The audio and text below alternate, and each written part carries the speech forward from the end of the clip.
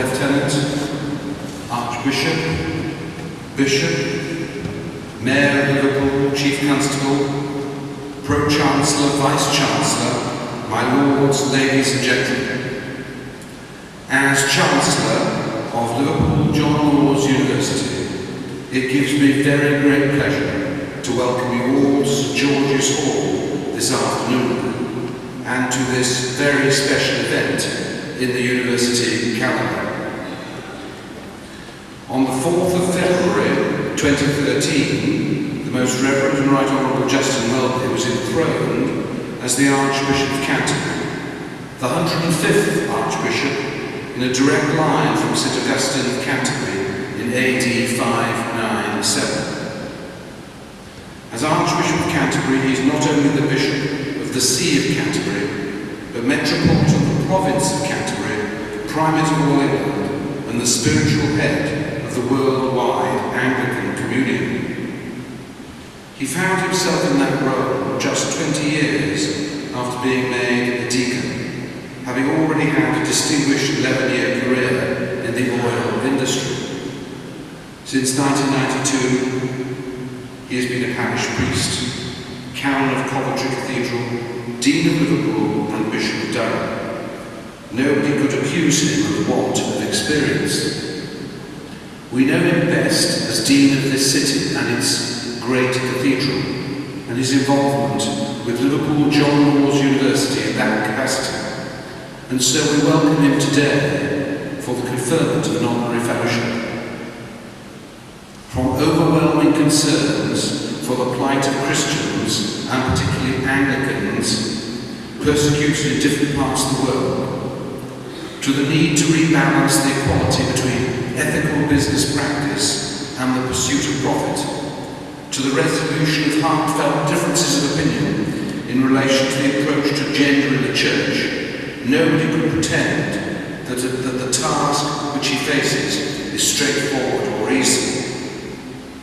So the Archbishop does Liverpool John Laws University a very great honour by taking the time to accept this honorary fellowship and to deliver a Roscoe lecture.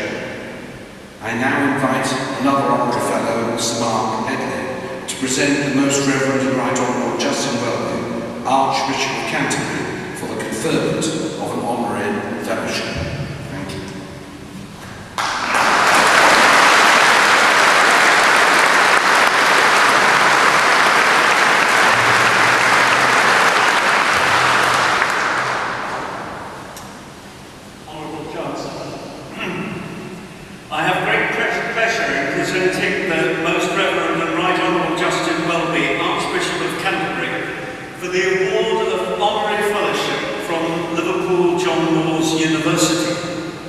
Each year, as part of the graduation celebrations, the university's highest honour, an honorary fellowship, is bestowed upon a select group of individuals outside the university in recognition of their outstanding achievement and who personify and inspire others to dream, plan and achieve.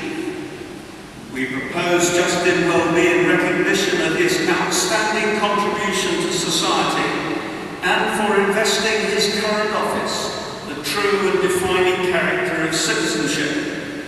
In that he stands firmly in the line of his saintly predecessor Stephen Langton, who 800 years ago presented Magna Carta to a reluctant King John. We should add, however, our hopes that his will be a less turbulent episcopate than was that of his ancestor.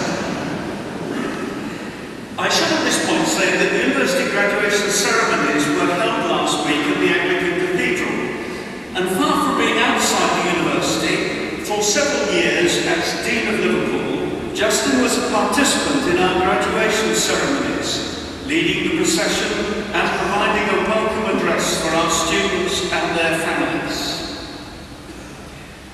Born in 1956 in London, Justin Welby was educated at Eton and Trinity College, Cambridge, where he studied history and law. You really can't get away from them, can you? For 11 years, 5 in Paris and 6 in London, he worked in the oil industry, becoming group treasurer of a large British exploration and production company.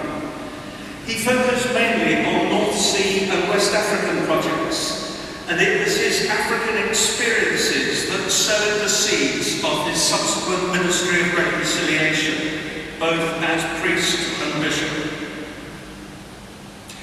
In his autobiography, Surprised by Joy, C.S. Lewis describes his conversion to Christianity as follows. In the Trinity term of 1929, I gave in and admitted that God was God and knelt and prayed, perhaps that night the most dejected and reluctant convert in all England. When Mr. Justin Welby sensed a call to ordination and thus a requirement to stand down from the job he loved, he became perhaps the most reluctant ordinand in all England. But in God's economy, that was, of course, the ideal qualification for high office. He took a theology degree at St. John's College, Durham, in which he focused on ethics, particularly in business, the fruits of which the current business community should and indeed does take seriously. After being made deacon in 1992 and ordained priest the following year, he served his title at All Saints Children's Cotton with St. Mary the Virgin, Astley in Nuneaton. In 1995, he became rector of St. James, Southam, a small market town in the Coventry diocese. And in 1996, he added the incumbency of the neighbouring parish of St. Michael and All Angels, Upton. By happy chance, his next-door clerical neighbour happened to be my wife's twin brother, to whom Justin and Caroline extended a welcome of characteristic friendliness and spontaneous hospitality. 2002 saw his appointment to a canonry at Coventry Cathedral, where he read the reconciliation work based there. He worked extensively in the field in the Middle East and in Africa. The stories of the Archbishop's visits to the Congo are worth an evening in their own right, and you would come away knowing why, if you travel on an African bus, you should wear a dog collar and signs. After 15 years' service in the Diocese of Coventry, he was appointed Dean of Liverpool, being installed on the 8th of December 2007, at a time when the cathedral was not altogether at ease with itself. During this time, he brought the cathedral into much greater contact with its local community, working with asylum seekers and in particular with neighbouring churches. Taking risks within a safe setting was his aspiration, and one which is continued to this day. In 2011, he returned to his clerical birthplace, being announced as the new Bishop of Durham, in succession to Bishop Tom Wright. Although this Archbishop would not welcome the term, legally he was enthroned on the 26th of November 2011. It was, however, to be a very short episcopate, for on the 9th of November 2012, Justin Welby's succession to the See of Canterbury as Archbishop in succession to Dr. Rowan Williams was publicly announced, and he was, and again I apologise, enthroned at Canterbury Cathedral on the 21st of March 2003. He has made an immediate impact on the country, not only by his skillful dealings with the media, and who will forget his interview on the Today programme with John Humphreys when the Wonga story broke. That great interviewer had lined himself up for an evasive and defensive interviewee, only to be met by a smiling acknowledgement that it all was a bit of an embarrassment, wasn't it? And the interview took a very different course from that planned by Mr. Humphreys. Though it has to be said that the Archbishop does face family competition in that area from a TV presenter daughter. He also made a great impact in his insistence that Christians must learn to disagree well, and to do so strenuously if they must, without forfeiting fellowship. He has blended an overt Christian faith with an appreciation of the real difficulties of ordering life justly and effectively in the world of the 21st century. Thus it is with great personal pleasure that I present Justin Welby, this most distinguished adopted son of this city, for admission to our highest honour as an honorary fellow of Liverpool John Moores University.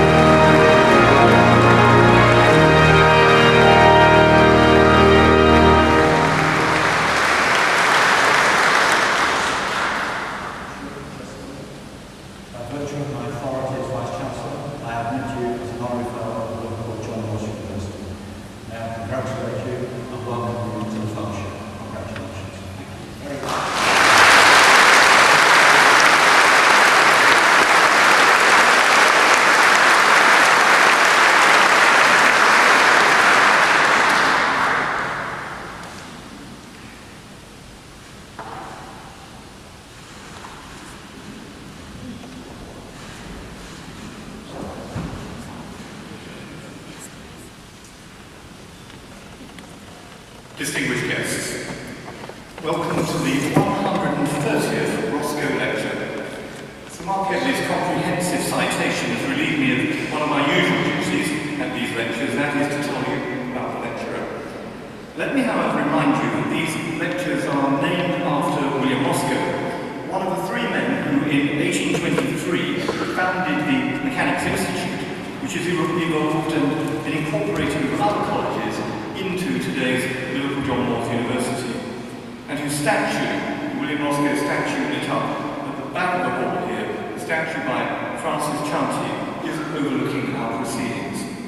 In 1783, Roscoe and some friends inaugurated an academy, one which organised a series of public lectures with the objective of educating public taste. Roscoe delivered the first of these lectures himself, so these lectures are part of a fine and illustrious tradition. The Liverpool Academy was later taken under the wing of the Liverpool Royal Institution, which Roscoe helped pioneer in 1817. The Academy was to be a place of learning imbued with the explicit objective and idea of contradicting the lust for money, which had become the hallmark of Liverpool's commercial life. William Roscoe was, of course, an abolitionist when the city was mired in the slave trade. He was a principled parliamentarian when many drifted with the tide. He was an educationalist, botanist, environmentalist, writer, poet and lawyer. He was the father of Liverpool culture, the founder of the Athenaeum, and whose generously endowed galleries and museums. Like our lecturer tonight, William Roscoe had a profound love of Africa and spoke out in his tracts, in Parliament and in his poetry against the exploitation of African people. Sir James Picton, Liverpool's greatest historian, said of William Roscoe, "No native resident of Liverpool has done more to elevate the character of the community by uniting the successful pursuit of literature and art with the ordinary duties of the citizen and the man of business." The Roscoe Lectures, named in his honour, now in their 18th year, are the biggest continuous spoken word event staged by any university in the United Kingdom, and a part of Liverpool John Moores University's commitment to be, as Professor Welby regularly says, a civic university, stimulating intellectual debate and curiosity. At the conclusion of tonight's lecture, there will, as always, be an opportunity for questions. Last week, Justin Welby, in a debate in Parliament, which was also addressed by another previous Roscoe lecturer, Jonathan Sachs, the former chief rabbi, appealed for coexistence, toleration, and mutual respect in an age of violence, much of it directed against Anglicans in many parts of the world. On Saturday last, it was also reported that the contribution which church groups make to the lives of individuals and communities would cost some £3 billion a year for the state to provide. The churches are not doing that.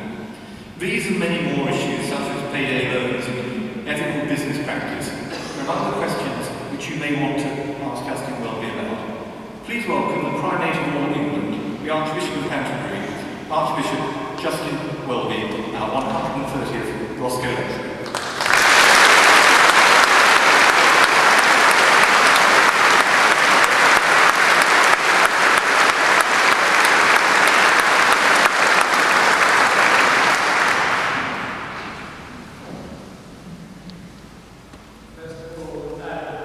Vice-Chancellor, thank you so much for the great privilege of being elected an honorary fellow of Liverpool John Moores University. I'm extremely grateful, and it really is an honour that I've never foreseen, and I'm full and overwhelmed by. So thank you so very much.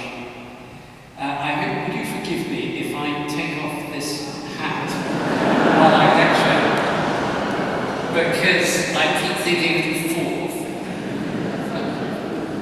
It's not an insult to the university.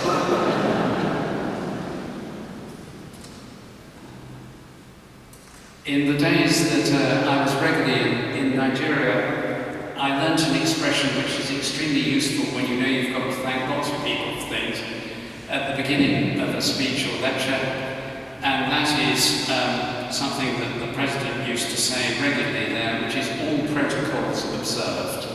So, Lord Lieutenant and everyone else, all protocols observed, and please forgive me for not doing the list.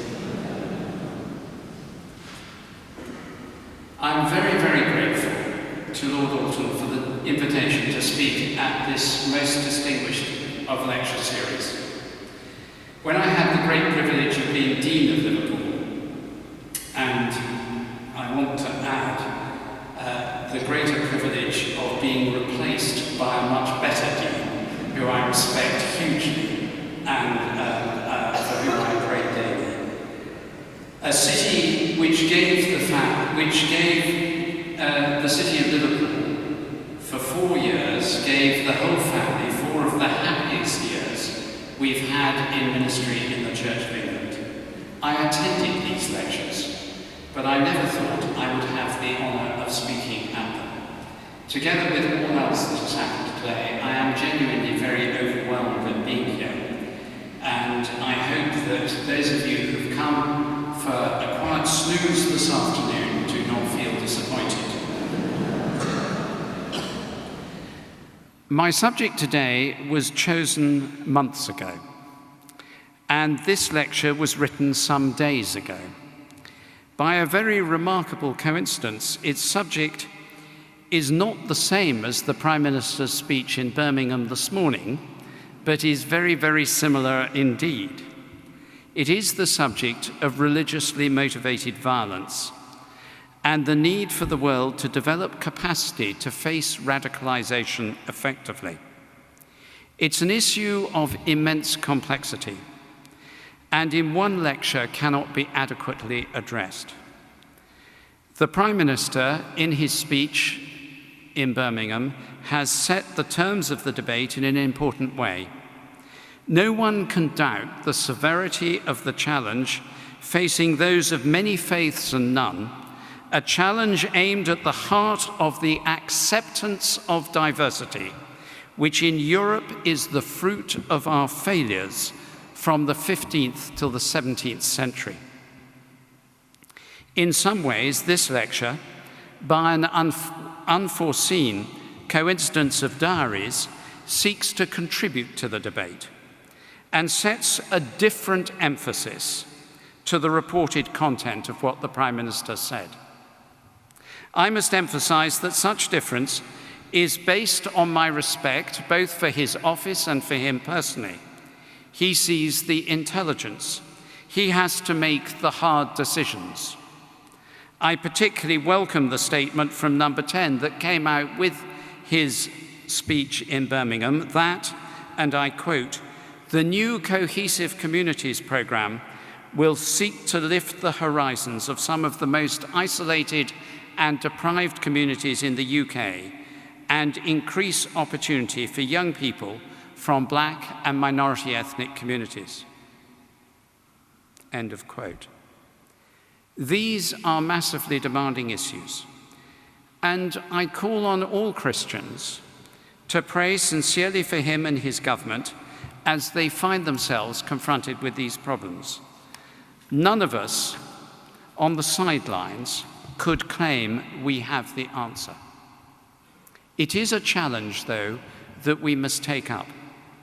As Archbishop, I've spent years engaged in it as Archbishop and also in previous roles, seeing the results of the violence firsthand, aimed at both Muslims and Christians, and in the last couple of years, hearing of similar patterns around the world, as with my wife Caroline, I visited all 37 other provinces of the Anglican Communion.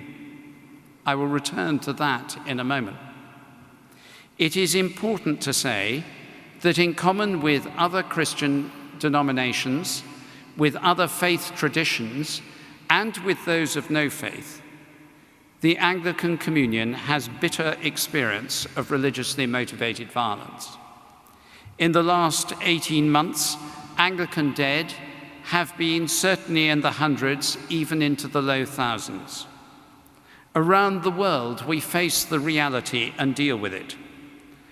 Our bishops are in dialogue with those who attack, risking their own lives in the dialogue. This is not academic.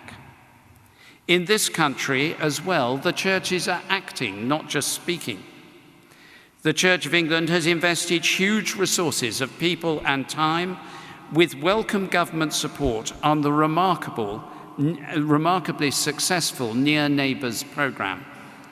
We're neither naive about the evil of those involved in religiously motivated violence, nor despairing of dealing with it. On the contrary, it is clear that with this is a challenge that can and will be met. It requires a careful approach, an understanding of each other's traditions, a clear approach to reconciliation, in which we seek to transform destructive violence into good disagreement. Let me be clear. People recently, including the French Prime Minister a few weeks ago, used that phrase, which is a dangerous myth, a war of civilizations. Christians and Muslims disagree passionately. In other parts of the world, Christians disagree with Buddhists, with Hindus, Muslims with Buddhists, and so on numerous and fundamental understandings of the very basis of our identity, which is given by our understanding of who God is. Nothing matters more. So Islam is not our enemy, but a faith with whose theology, as a Christian, I disagree profoundly. The experience of 180 years of European religious war is that theological difference, or ideological difference, however, is not dealt with by force, but by dialogue. That is the most important lesson of the Peace of Westphalia in 1648. And to answer one more question in advance, of course, ISIL, that perverted terrorist group, must be faced and contained in the sort of quasi-police action that the United Nations has authorized. Their appalling attacks on so many of all faiths and none are a lethal danger to the human values on which civilized life depends. As you will hear, we must contain, as I argued in the House of Lords in the September 2014 debate on intervention. But in an article last October in a magazine called Prospect, I set out a broader strategy for more than containment, a strategy that must be global, generational, and holistic. This lecture draws on those reflections, but I want to stress is by no means a complete answer. That would require far more time than we have, and far more wisdom than I possess. So, to turn to the core of the matter, let us start with reflecting on the nature of electronic media. Electronic media makes everything local. The global has been abolished, which is why I nicked the title of the great Capital of Culture year in this city in 2008, The World in One City.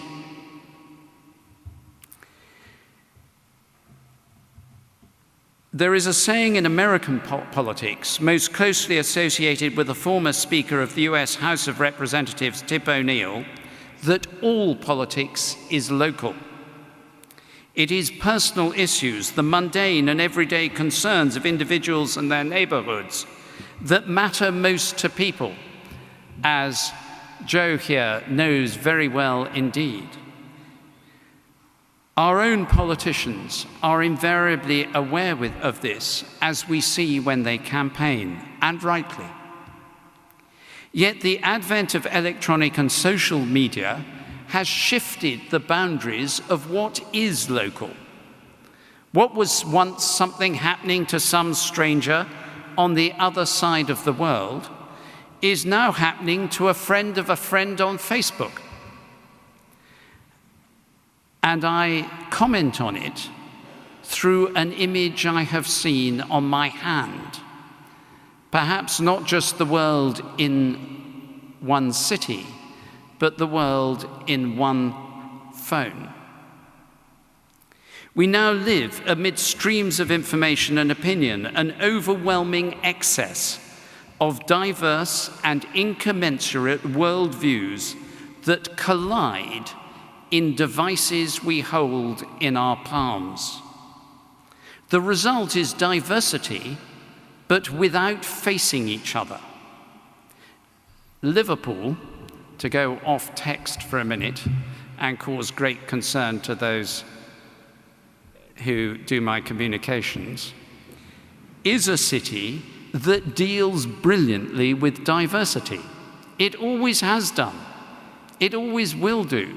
It seems to be in the DNA of the city that it manages to bring people together. That was one of the huge pleasures of being here. But they do it here, the citizens of Liverpool, because everyone sees each other face to face. But electronic media gives us diversity in front of us without facing each other. Is it a good thing that we are brought so close to the global community? Or is there something crucial about face-to-face encounters that we are missing in this new type of diversity? The power and challenge of face-to-face encounters are described by Professor David Ford, the Regius Professor of Divinity at Cambridge, as being of salvific value, of something that brings salvation. The self, he argues, is symbolized by the dynamics of human facing. We live before the faces of others, he says. And this facing confronts us with the many facets of what it means to be a self, to be a person. Biology, the five senses, history, ethics, gender, communication, politics, institution, the arts, sin, evil, salvation, God, are all brought to us by facing each other. And most importantly, facing each other enables us to perceive selfhood in others, to see that the person we're looking at is a human being of infinite dignity. In the Church of England, we're going through what are called structured conversations. Is that right? Shared conversations. Yeah, well, how would I know?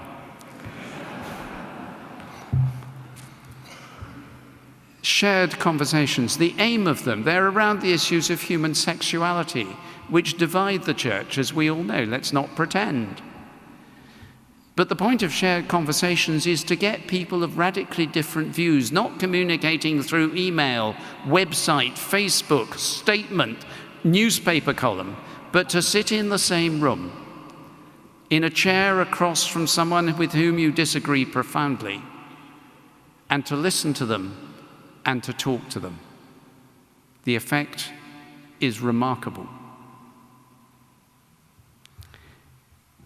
Facing each other is complex and subtle, but it is also deeply simple. David Ford notes, "It is in such face-to-face meetings, deeply resistant to adequate description, that many of the most significant things in our lives happen." Not many of us propose to our life partner on Facebook or by Twitter, though doubtless it does happen. David goes on to quote from the Hymns on Paradise by the celebrated early Christian poet and hymn writer, St. Ephrem the Syrian. And in this stanza, he meditates on the impact of facing God. Listen to this early medieval monk writing from the area now occupied by ISIL. He says, "The Lord of all is the treasure store of all things. Upon each according to his capacity, he bestows a glimpse of the beauty of his hiddenness, of the splendor of his majesty. He is the radiance who in his love makes everyone shine. The small with flashes of light from him, the perfect with rays more intense. But only his child is sufficient for the might of his glory. Accordingly, as each here on earth purifies his eyes for him, so does he become more able to behold his incomparable glory. When we face each other deeply and sincerely, we begin to catch a glimpse of our creation, our Creator, and thus our shared humanity. Now, with the abolition of the global, we are inundated with images of faces, and yet we rarely encounter them in this way. Rarer still are we accountable before them. The quality of our facing one another has deteriorated because it is so fleeting and so removed. Because we are failing to experience these encounters, we are failing to deal with diversity. Historically, diversity has been dealt with by a recognition of interdependence based on locality, be it tribe, village, city, or even nation.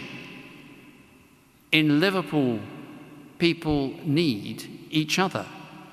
The city works when they recognize they need each other. It's the only way any community works. In Plato's Republic, Socrates argues that a city is bound together the more its citizens are united in their identification of its pains and pleasures, successes and failures, and feel those of each other as important as their own. The greatest good is for all the citizens to see everyone and everything as being in common between them, for them to use such words as mine and not mine in unison.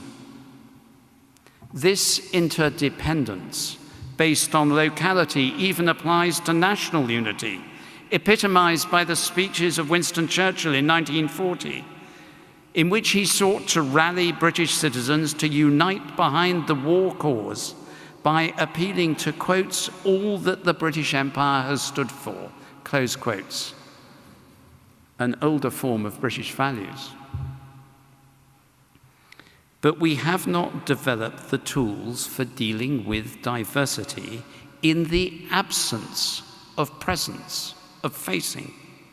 The consequences can be bad enough when we do have these encounters and fail to see the other behind the other's face. When we misconstrue a word or a glance, or in a moment of frustration misinterpret a remark. It is much worse when we can't even see the other, except via the sometimes partial and false reports we read on Twitter. And I use Twitter, just to confess. One example, a couple of years ago, for reasons I can't quite remember, a newspaper decided to report that I thoroughly enjoyed shooting and hunting. They did a mock-up of me, a clever one, carrying a gun, shotgun, I presume. It was completely invented, of course, totally invented. But Twitter went mad, saying how disgraceful I was, how terrible I was, how awful I was to shoot feathered things, and how I really oughtn't to be Archbishop of Canterbury. I disagreed with all of it except the last bit. But it's almost impossible now I keep meeting people who say, well, I'm not going to talk to someone who goes hunting. I don't, for the record. One consequence of the abolition of the global, without replacing it with a proper approach to facing a world that is now entirely local, a world in one city, or rather one smartphone, is that we are seeing a rise in religiously motivated violence and suppression of religious freedom around the world. We can point to Myanmar, South India, and Sri Lanka, where the persecution and violence directed at the Muslim population has been indescribably severe. We can look to the Central African Republic, where violence between Christian and Muslim militias is more brutal and inhuman than we can begin to imagine. These are but a few partial examples around the world. There are many more that I could list and elaborate on, and they are contagious and spread because they are seen without seeing human beings. As I said, we have traveled, Caroline and I, to all 37 other provinces of the Anglican Communion since I became Archbishop. In almost half of them, the Church is living under persecution and the threat of serious violence. They fear for their lives every day. And not only do many groups feel marginalized in their own countries and communities, but there is a broader global challenge. Many religious traditions, essential to the vast majority of the world, are feeling marginalized by the hegemony of Western liberal market capitalism. Such a system is often seen as a Christian, especially a Protestant, innovation. We may not think it so, but the concept of secular and sacred division is distant in many parts of the world. Where other systems are failing to innovate, these faith groups come to feel as though they are on the outside, falling or fallen behind, rather than full and welcomed members of the global community. To trade, they must buy into market capitalism. To develop economically, to engage at a global level. Even more than that, there is now a Western-led capitalist emphasis on the environment, a right one, I hasten to say. But some sense that their historic values or global leadership, which they saw in the past, is undermined. And in a holistic view of the world, that becomes a threat to the self-identity that they receive from their faith. Seemingly, one answer is violence. Let me, slightly in the spirit of 1066 and all that, give a potted view from an Islamic angle. I need hardly say, but will, that these views are not mine, just for the record, and tomorrow's papers. And more than that, these views are not held by many Muslims, but they represent things said to me around the world by particularly radicalized groups in the last 12 years. Quote, this is a sort of collection of sayings. From the 7th to the 12th century, Islam dominated Europe, conquering vast areas including Spain and parts of southwest France, creating the golden age of Cordoba, leading in the arts, in medicine, in science, in diplomacy, preserving the classical knowledge of Greece. By 1900, though, the person who ruled the most Muslims was the Queen Empress Victoria in London. By 1990, to do anything in international trade, we had to accept the payment and receipt of interest. From 1990 to 2003, 2 Islamic nations were invaded by the Christians, one of them twice. That one was left in social and moral ruins. Another was isolated for asserting its sovereignty and seeking to develop the weapons that the big nations have had since the 1940s. And the person I was talking to ended by saying, "And you call us the problem?" As I say, I'm not in agreement with that reading of history, but you can understand with that glorious past embedded in your understanding of the world, how you would feel that you had lost out and needed to recover. The effect we're witnessing is twofold. First, a bunker mentality develops, extreme defensiveness and self-justification. Marginalized groups retreat in search of holiness and purity. They say to themselves, and we see this in all faiths, our failures must be because of lack of proper attention to God. We must reform. We must turn away from those who are impure.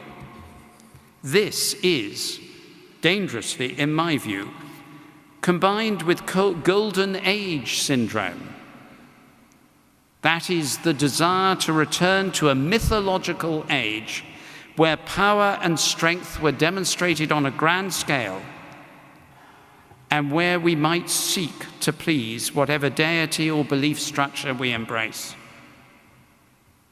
At its worst, this separation from the world, this bunker mentality, and this myth of a golden age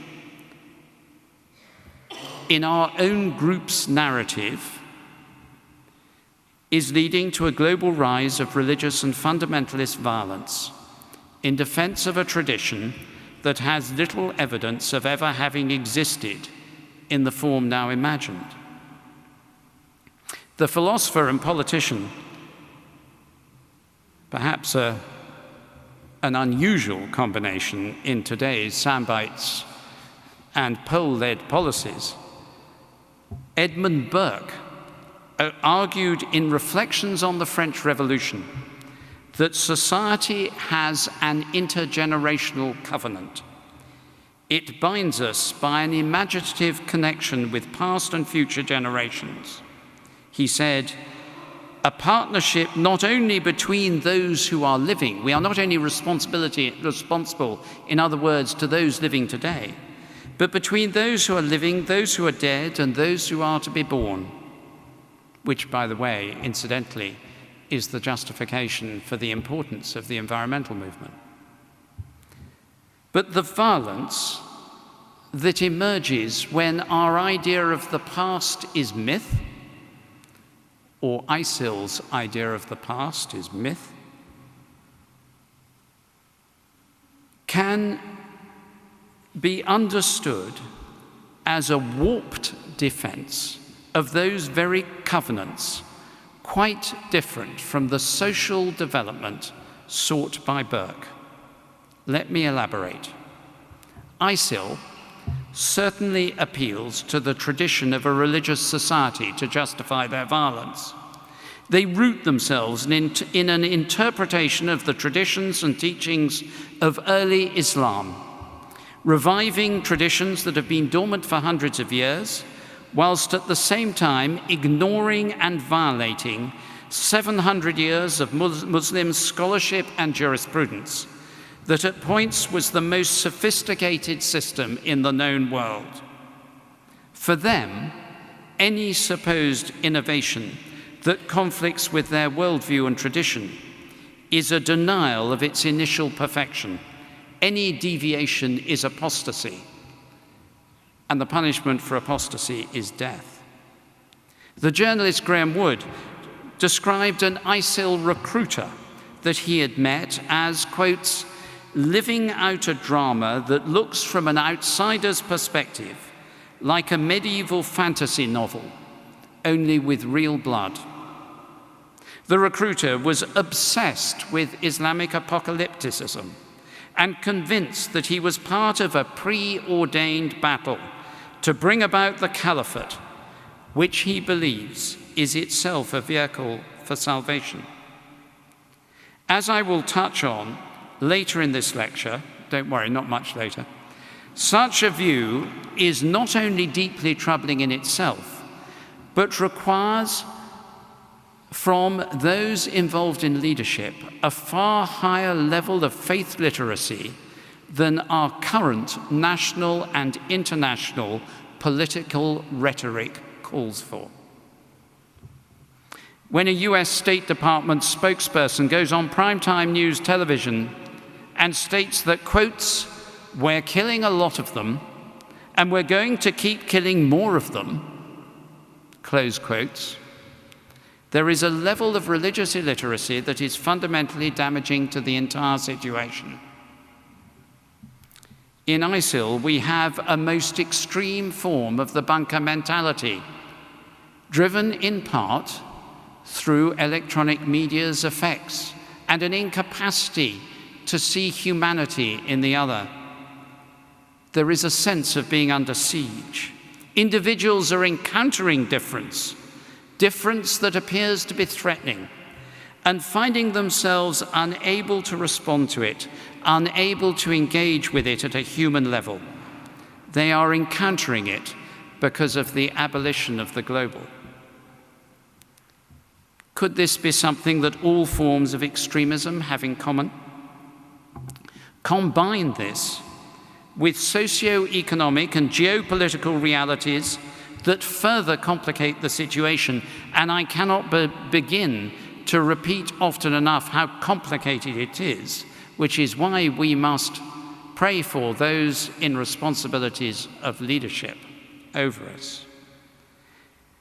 But combine socioeconomic and geopolitical realities with what I've said, and the result is horrific violence and grave danger at a time when the world is at great risk, both from conventional forms of conflict and from threats like climate change, which will drive conflict and already is. So how do we approach it? Faced with such challenges, how then can we learn at every level to live together well? First, wherever possible and at all levels, but especially as religious and political leaders, we need to face each other. It has got to be possible to use both traditional and electronic media constructively to find new ways to approach our new global neighbors, to help rather than hinder our encounters.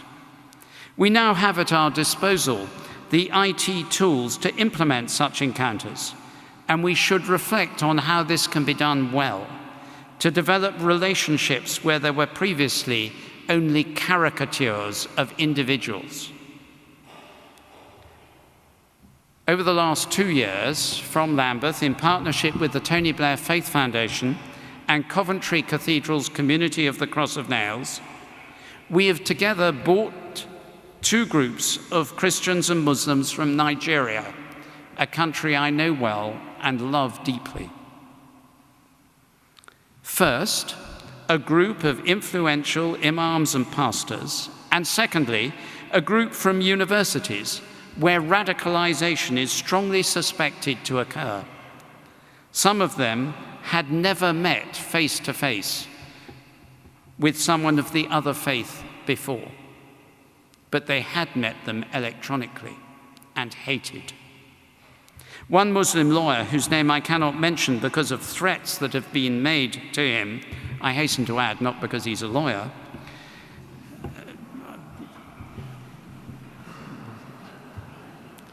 admitted that he now realized that his speech at the Muslim Student Society had encouraged antagonistic attitudes to Christians.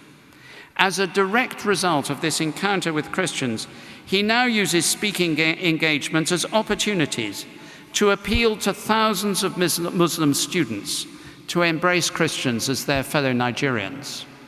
Those two groups between them, 30 in each year, have so far communicated personally with 60,000 Nigerians. It's quite a lot. We need to turn face to face with other religious leaders, other politicians, with integrity and generosity.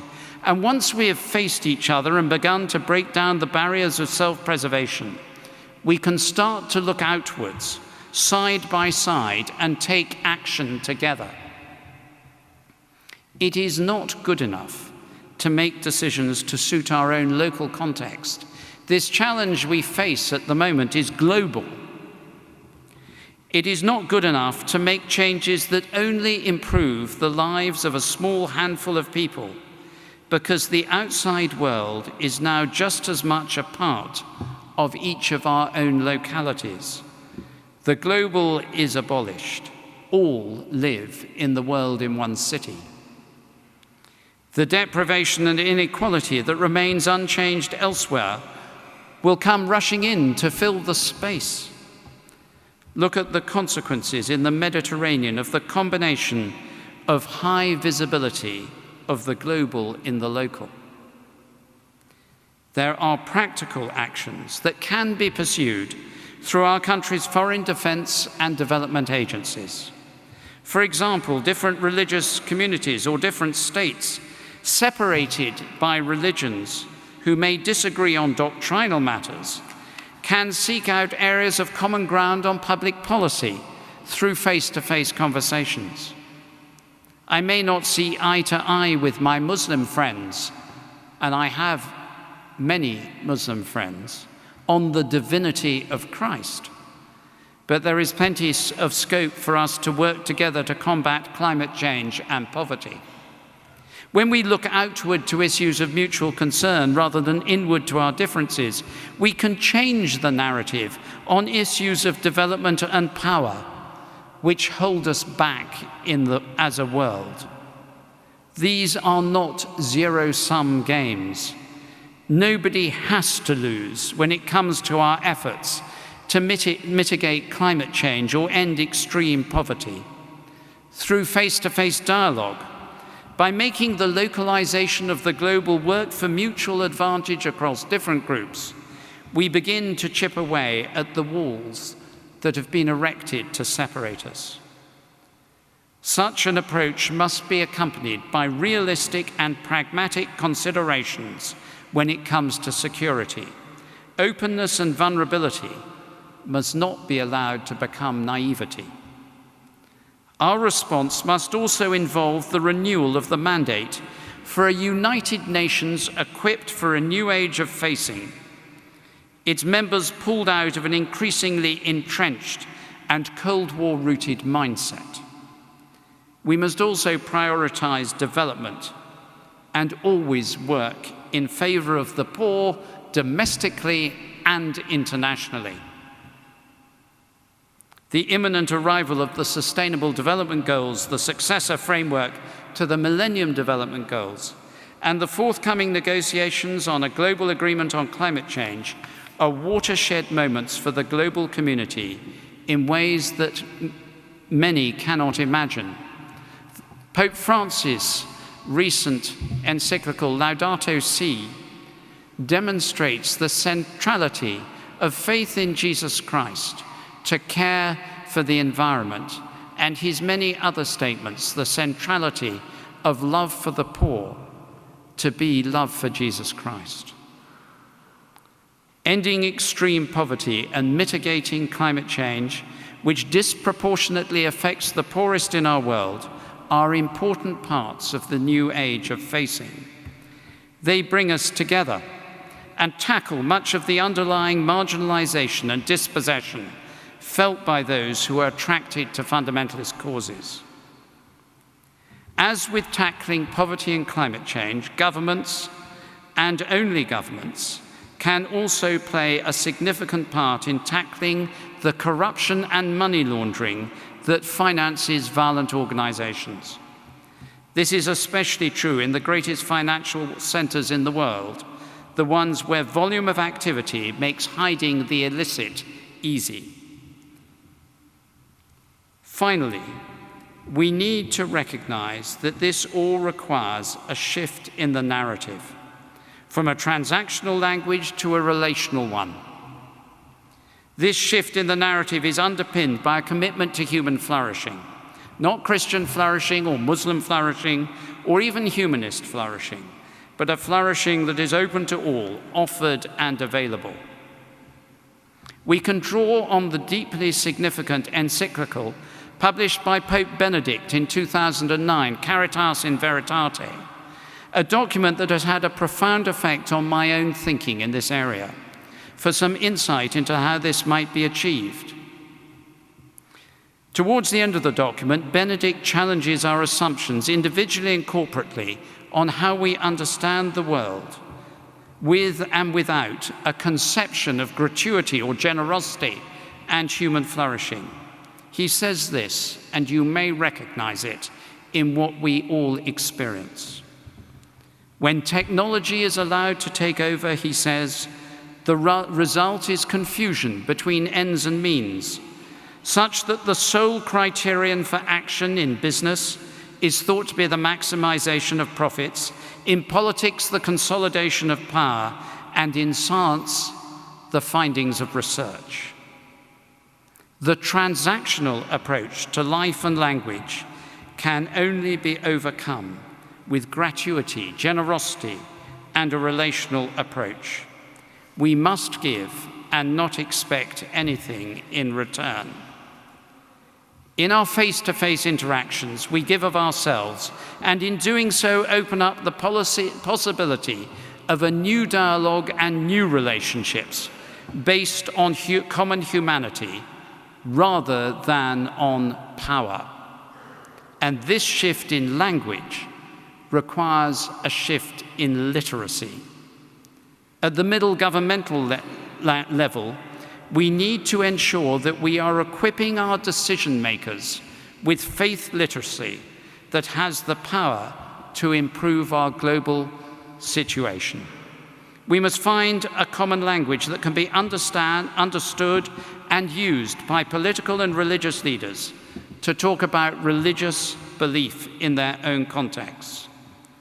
We must greatly improve the quality with which leaders understand the cultures and beliefs of others, religious and political, so that dialogue and decisions can take place through genuine understanding rather than poorly nuanced preconceptions and prejudices.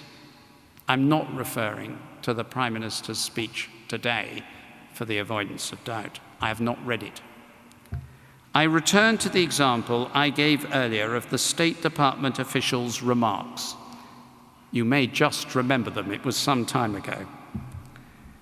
Had he engaged at all in the ideological theology of ISIL, he would have understood that the promise, quotes, "we're killing a lot of them," close quotes, would be heard as the fulfillment of prophecy and further proof of the legitimacy of this perverted group that claims fraudulently to be a caliphate. For they believe that a sign of the imminent arrival of the end of days is the death of a large number of the caliphate's fighters in a great battle against the armies of Rome.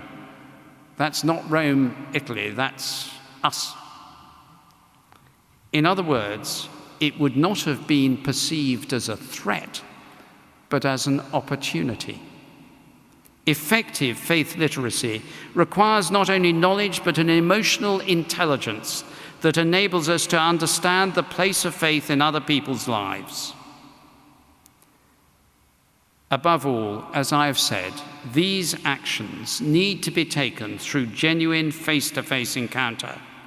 Echoing our metaphor of facing, we read in 2 Corinthians, Paul's second letter to the Corinthians, chapter 3 and verse 18, all of us, with unveiled faces, seeing the glory of the Lord as though reflected in a mirror, are being transformed into the same image, from one degree of glory to another. But for that to happen, we must face each other. As Christians, we believe in the transformational power of coming face to face with Jesus Christ. When we turn to him in faith, we are changed by this encounter. The challenge, Christian, atheist, any other faith tradition, is to strive for genuine encounter with the difference that we now find surrounding us in our hands. In this way, we will be better able to recognize the diversity and value of each and every human face, and I would say, as a Christian, to recognize the face of God. Thank you.